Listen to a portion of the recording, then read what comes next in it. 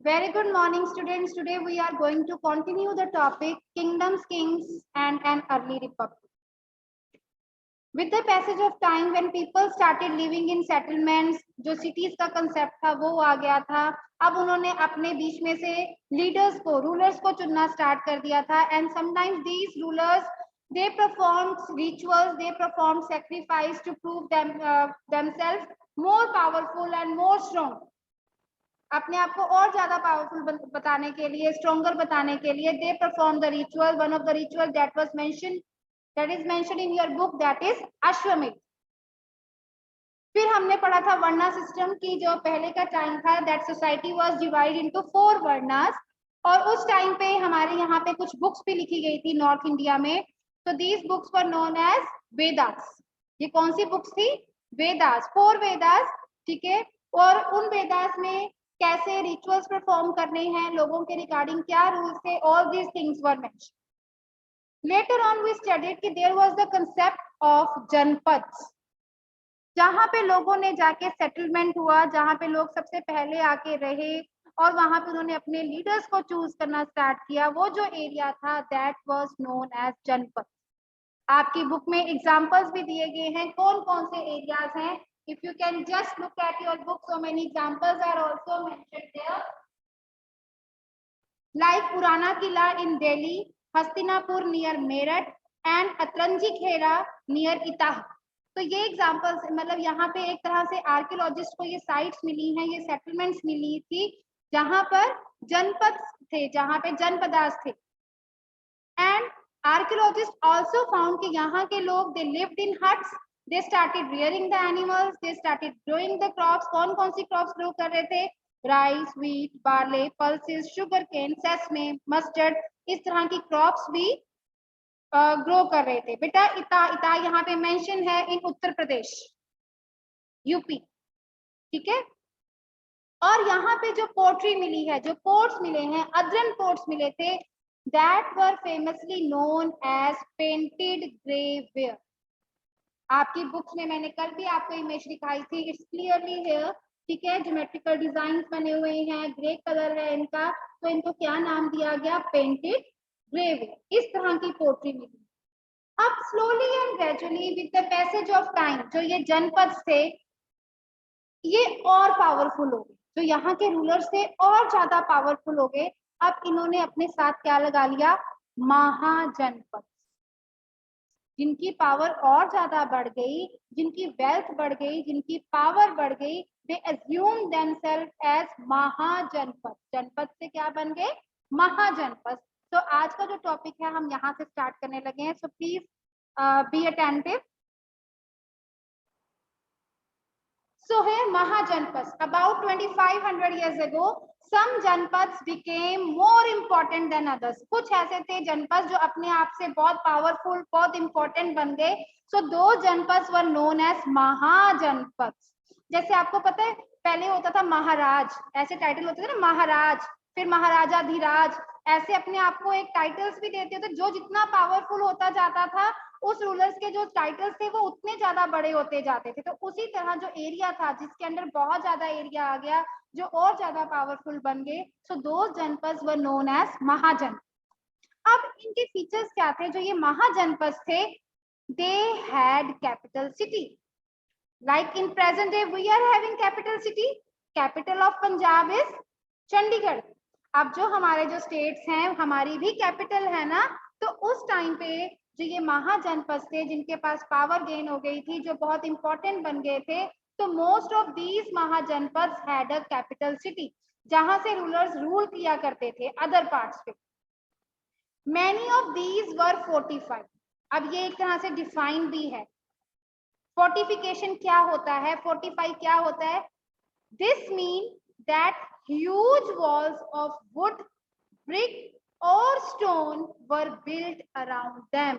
जो उनका जो एरिया था, जहां पे वो रिसाइड कर रहे थे, जहां पे वो रह रहे थे, उसको बड़े बड़े पत्थरों से, वुड से, ब्रिक से दीवारें बना देनी. जैसे आप रेड फोर्ट देखते हो, बाहर से देखो किला है, फोर्ट का मतलब होता है किला. फोर्टिफाइड एरिया कैसे बनता है? ताकि उस पूरे एरिया के चारों तरफ आपने बहुत बड़ी बड़ी ह्यूज वॉल्स बना दी. The kings constructed huge walls. किसकी बनाई? With the help of wood, with the help of brick, with the help of stone. ठीक है, तो इन चीजों को यूज करके जो उस टाइम पे जो रूलर्स थे, दे कंस्ट्रक्टेड द ह्यूज वॉल. तो महाजनपद क्या थे? महाजनपद ये वो थे जिन जनपदास थोड़े से इंपॉर्टेंस मिल गई थी, थोड़े बहुत ज्यादा पावरफुल हो गए थे. They had a capital city, इनकी अपनी कैपिटल भी थी. एंड दीज वर फोर्टिफाइड, मतलब अपने एरिया के around the rulers constructed huge walls, बड़ी बड़ी वॉल्स कंस्ट्रक्ट कर ली. अच्छा, बिफोर मूविंग फर्दर, आप बिना मेकअप सिंपल बताओ कि ये वॉल्स क्यों कंस्ट्रक्ट की होंगी? Why did they do so? क्यों ऐसा कंस्ट्रक्शन किया होगा? What was the reason behind that? Okay Harshpreet. Ma'am, to protect themselves from attacks. Very good. To protect themselves from attack. Very good. So, एक minute. Let me ask someone else also. Sophia. Sophia. Yes, ma'am. So why did they construct the huge walls? Ma'am, for their protection, that anyone attack them, so it could not reach them. Okay. Okay. So those who raise hand, if anyone is having the separate point, other than that, Ronak. Ronak. Good morning, ma'am. Yes, beta. Ma'am, to show rulers are rich and powerful. That they will power. Yes. How much powerful and how much rich they were for that purpose. ठीक है, तो अब हमारा जो next question आता है, जो हम इसमें अब हम नेक्स्ट टॉपिक इसमें जो करेंगे, व्हाई डिड दे डू सो, ऐसा उन्होंने क्यों किया? ये आपका बैक एक्सरसाइज का क्वेश्चन भी है. ठीक है, so forts were probably, probably मतलब शायद, क्यों बने होंगे forts? What were the reason behind that the construction of fort? Number 1, people were afraid of attacks from the other kings. जो उस टाइम के जो महाजनपद के रूलर्स थे, उनको ये डर था कि कोई दूसरे रूलर्स हम पे अटैक ना कर ले. Second, they needed protection. उनको अपने लोगों को, अपने सब्जेक्ट्स को, अपने आप को बचाना था. That's why they constructed the huge walls. Third, some rulers wanted to show how rich and powerful. बेटा अभी तो सिर्फ वो फोर्ट्स बना रहे हैं. 6th में आप क्या पढ़ रहे हो कि जो ये रूलर्स हैं, they constructed huge forts to show off their wealth. जितना ज्यादा बड़ा रूलर है, जिसके पास जितनी ज्यादा वेल्थ है, उतने बड़ा वो अपना फोर्टिफिकेशन कर रहा है. But in the next classes you are going to learn कि उन्होंने फोर्ट्स के साथ साथ टेम्पल्स भी बनाए. They constructed temples, they constructed mosque to show off their wealth. इससे क्या होता था कि लोगों में एक तरह से उनके लिए रिस्पेक्ट आ जाती थी कि हमारे किंग ने हमारे लिए ऐसा काम किया. इवन जैसे जो इससे सराय वगैरह, इन्स, वो भी बनाई. जैसे आज के टाइम पे होटल्स होते हैं, मोटल्स होते हैं, उस टाइम पे जो लोग ट्रेडर्स होते थे, तो वो कहीं ना कहीं तो रुकते थे ना जब वो ट्रैवलिंग करते थे, तो उनके लिए रेस्ट हाउसेस बनाए जाते थे. तो अभी तो जस्ट किंगडम्स के डेवलपमेंट की बात हो रही है, किंगडम्स अभी डेवलप हो रहे हैं. तो पहला काम किंग्स ने क्या किया? They started constructing huge walls, fortification, ताकि वो अपने लोगों को प्रोटेक्ट कर सके, ताकि वो उनके ऊपर कोई और अटैक ना कर सके, और वो ये दिखा सके कि वो कितने ज्यादा पावरफुल हैं, कितने रिच हैं. और एक बेटा, जब आप एक बाउंड्री बना देते हो किसी एरिया की, तो उस रूलर के लिए इजी हो जाता था टू रूल दैट पीपल. वहां के जो एरिया में जो लोग रहते थे, it was easy to rule upon them, कि उनको इजीली कंट्रोल किया जा सकता है, उनको अच्छे से गवर्न किया जा सकता है. That's why they constructed the forts. So I am repeating all the points again. People were afraid of attacks from other kings. That's why they constructed the forts. They needed protection. They wanted to show how much rich and how much powerful they were. And by doing so, they can easily control, they can easily supervise the land and the people. जो उस fortified area में जो लोग रहते थे, उसको easily control कर सकते थे, उनको लुक आफ्टर कर सकते थे. तो किंग के लिए एडमिनिस्ट्रेशन करना आसान हो जाता था. Okay, so it was easy to rule over them. अब आपको क्या लगता है? ब्रिक्स इजीली आ गई होंगी, स्टोन्स इजीली अवेलेबल हो गए होंगे.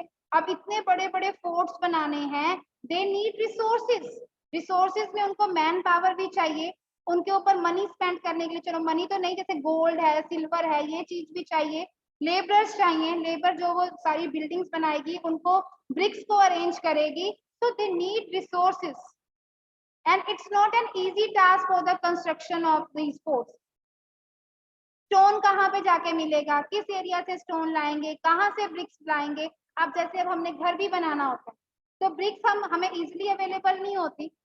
अब आप सिंपल देखो, प्लेन एरिया में हमें यहाँ पे जो ब्रिक्स हैं वो इजिली अवेलेबल हो जाती हैं, पर जब हम माउंटेन एरिया में कंस्ट्रक्शन की बात करते हैं, can you think is it easy to do construction work in mountain area? हाँ, तो वहां पे रॉ मटेरियल की अवेलेबिलिटी इजी नहीं होती, उनको वो रॉ मटेरियल कहाँ से मिलता है, उनको वो प्लेन एरिया से रॉ मटेरियल लाना पड़ता है। तो उस टाइम पे जो रूलर्स थे, जो ये फोर्ट्स बना रहे थे, they had to search for the resources, man power, लोग, लेबर्स कहाँ से मिलेंगे, ब्रिक्स कहाँ से आएंगी, स्टोन्स कहाँ से आएंगे, तो they had to manage all these things. Treasury में, उनके खजाने में पैसा भी होना चाहिए टू स्पेंड दैट, तो all these things were required. और जो वहां पे लेबरर्स काम करेंगे उनको कुछ ना कुछ सैलरी, कुछ ना कुछ पे भी तो करेंगे ना, चाहे कैश की फॉर्म में, चाहे काइंड की फॉर्म में, उनको फूड ग्रेन्स देने, उनको यूटेंसिल्स देने, तो उस चीज का भी तो ध्यान रखना था रूलर्स को। हमने तो सिंपल ये पढ़ लिया कि जो महाजनपद के रूलर थे वो बड़े बड़े ह्यूज वॉल्स बनाते थे, पर उन ह्यूज वॉल्स को बनाने के लिए दे रिक्वायर्ड प्लानिंग। ओके, तो construction of these buildings required a great planning, इसको बहुत ज्यादा प्लानिंग की जरूरत होती थी। Thousands if not lakhs of bricks and stones had to be prepared, बहुत सारे लोग, मतलब ह्यूमन रिसोर्सेज लगते थे, बहुत सारे लोग चाहिए, लेबरर्स चाहिए होते थे, स्टोन्स चाहिए थी, ब्रिक्स चाहिए थी, ठीक है। और उन सब लोगों को अगर काम देना था तो उनके पास रिसोर्सेज होने चाहिए थे। एनॉर्मस, एनॉर्मस का मतलब होता है in large number, this in turn meant enormous labour, बहुत लार्ज नंबर पे लेबर चाहिए थी, provided possibly by thousands of men, women and children, जो ये लोग कंस्ट्रक्शन वर्क करते थे, दे रिक्वायर, मतलब बहुत लार्ज नंबर में इन लोगों की जरूरत होती थी at the time when the Kings were constructing these walls. Now, अब जो ये न्यू राजाज बन रहे थे, जो ये महाजनपद के थे या जो नए राजा बन रहे थे, they also began maintaining armies, इन्होंने अपनी आर्मीज भी मेंटेन करना स्टार्ट कर दिया था। सोल्जर्स वर पेड रेगुलर सैलरीज, अब सोल्जर्स को सैलरीज का कंसेप्ट आ गया। सैलरीज मतलब अब वहां पे क्वाइंस वगैरह यूज होने शुरू हुए होंगे, ठीक है। Maintain by the kings throughout the year, some payments were probably made using the punch mark coins. अब उस टाइम पे जो आर्मी मेंटेन हो रही थी, उनको कुछ क्वाइंस की टर्म में, गोल्ड, गोल्ड तो नहीं, सिल्वर है, कॉपर है, उस तरह के क्वाइंस, पंच मार्क मतलब उन क्वाइंस, उस मेटल के ऊपर वहां पे कई बार एनिमल्स के मार्किंग होती थी या फिर कई बार प्लांट्स की मार्किंग होती थी। You can just check from your book chapter number 9 में, chapter number 9 of your book, you can check, यहाँ पे आपको punch mark coins, these are the punch mark coins that are mentioned in your book. Silver और copper, इस metal में वो इस तरह के क्वाइंस वो सोल्जर्स को पे करा करते हैं सैलरीज। चैप्टर नंबर 9 में है ये पंच मार्क क्वाइंस।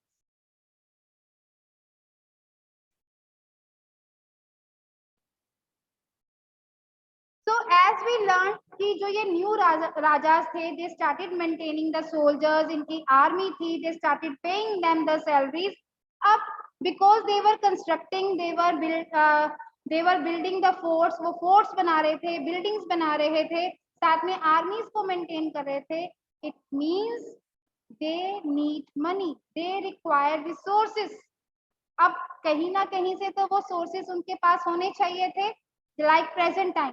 अब गवर्नमेंट है, हॉस्पिटल्स बनाती है, रोड्स बनाते हैं, सो मेनी थिंग्स जो गवर्नमेंट हमारे लिए वेलफेयर के लिए काम करती है, पर उन सभी कामों को करने के लिए क्या है, money is required.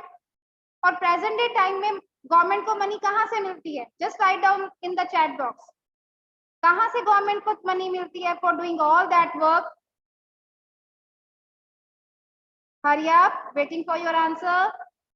Yes, tax, taxes, very good. So अब गवर्नमेंट गवर्नमेंट जो है हमारे ऊपर टैक्सेस इम्पोज करती है, जैसे जीएसटी है, इनकम टैक्स है, so many taxes are there, property tax है, प्रोफेशनल टैक्स है, ठीक है। तो उस टाइम पे भी जो रूलर्स थे they also impose the taxes. Soldiers है, सोल्जर्स को सैलरी दे दी, पर सोल्जर्स को फीड भी तो करना है, उसके लिए फूड ग्रेन्स भी तो चाहिए, ठीक है। तो उसके लिए for that they need the sources, तो वो सोर्सेस कहाँ से मिलेंगे? लोगों से, कॉमन पीपल से। तो अब जो ये महाजनपद के रूलर्स थे दे आल्सो इम्पोज्ड टैक्सेस, उन्होंने भी टैक्सेस इम्पोज करने शुरू कर। अब किस फॉर्म में टैक्सेस दिए? That we are going to know. In which form they started collecting the taxes? Yes Sophia, water bill, हमारे यहाँ पे इलेक्ट्रिसिटी चार्जेस होते हैं, so many bills we are having, taxes we are paying in the present day, but past में कैसा system था, that we are going to know. Okay, so which taxes were collected by the rulers of Mahajanpad? सबसे पहला जो important tax था from the cultivation, from the crops, जो farmers pay करते थे। कौन पे कर रहा था? फार्मर्स। अब वो टैक्स क्या था? What was that tax? सबसे पहला टैक्स कहाँ पे किया? Taxes on crops. Who were going to pay the taxes? Farmers. कौन पे? क्रॉप्स कौन ग्रो करता है? फार्मर ग्रो करता है, so they had to pay the tax. तो उस टाइम के रूलर्स ने कितना टैक्स रखा? 1/6 ऑफ द प्रोड्यूस, कि जितना भी आप प्रोड्यूस करोगे उसका 1/6 पोर्शन आप क्या दोगे एज अ टैक्स। क्योंकि किंग है, किंग के ऑफिशियल्स हैं, किंग की आर्मी है, दे ऑल्सो नीड फूड, उनको भी तो फीड करना है ना। For that they collected the taxes from the farmers, उनकी प्रोड्यूस का 1/6 पार्ट। अगर आप अपनी बुक में लिखोगे वहां पे लिखा हुआ है इट वाज नोन एज भागा। भाग आप हिंदी में वर्ड करते हो भाग, हम इंग्लिश में बोलते हैं पार्ट, PART, पार्ट, है ना। तो 1/6 ऑफ द प्रोड्यूस, जितनी भी उनकी क्रॉप प्रोडक्शन हो रही है उसका 1/6 पार्ट वो किसको देंगे? किंग को देंगे, रूलर को देंगे, ठीक है। मान लो 60 kg, मतलब एक फार्मर के फील्ड में 60 kg या 60 क्विंटल उन्होंने व्हीट ग्रो की है, तो वो कितना पे करेंगे? 1/6 कितना हुआ? 10 kg और 10 क्विंटल, ठीक है। जितनी भी उनकी प्रोडक्शन है उसका 1/6 they were going to pay to the ruler. तो ये एक तरह से टैक्स हो गया, this was the one tax. Another tax, taxes on craft persons. अब ये क्राफ्ट पर्सन्स क्या काम करते थे? इनका काम होता था यूटेंसिल्स बनाना, ऑर्नामेंट्स बनाना, कपड़े बनाना। अब इनके ऊपर टैक्स क्या लगाया कि in every month they are going to serve the ruler once, एक बार वो किंग के लिए काम करेंगे, किंग उनको पे नहीं करेगा but they offer their services to the ruler, वो एक तरह से टैक्स हो जाएगा। That was a tax for them. क्या है यहाँ पे? इनके टैक्सेस के लिए अपनी लेबर, मतलब किंग के लिए वो काम करेंगे। These could have been in the form of labor. For example, a weaver or a smith may have had to work for a day every month for the king. हर महीने उनको king के लिए काम करना होगा। स्मिथ मतलब gold Smith हो सकता है, ब्रोंज स्मिथ हो सकता है, आयरन स्मिथ हो सकता है, जिसको हम सिंपल लैंग्वेज में कहते हैं सुनार, लुहार। तो वो अपने एक महीने में एक दिन अपनी सर्विसेज किसको ऑफर करेंगे? रूलर्स को। वो रूलर्स के लिए काम करेंगे, रूलर्स के लिए कपड़ा बनाएंगे, रूलर्स के लिए वो गहने बनाएंगे, यूटेंसिल्स बनाएंगे। तो this type of work was done by them.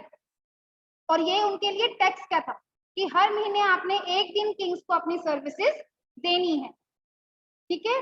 The next is taxes on herders. Taxes on herders. अब हर्डर्स कौन थे? जो एनिमल्स को रियर करते थे, जो एनिमल्स को लुक आफ्टर करते थे। तो वो क्या इन रिटर्न, अब उनके पास तो एनिमल्स हैं, so what they were going to पे?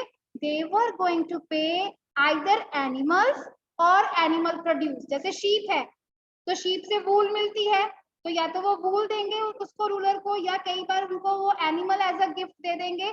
तो उनका टैक्स किस फॉर्म में होगा? In the form of animal और एनिमल प्रोड्यूस। मतलब हर एक पर्सन का according to their work they had to pay the taxes. Farmer अपनी प्रोड्यूस का 1/6 देंगे, क्राफ्ट पर्सन अपनी सर्विसेज ऑफर करेंगे once in a month to the ruler, herders animal या एनिमल प्रोड्यूस देंगे to the ruler as the taxes. बेटा यहाँ तक आपको कोई डाउट हो तो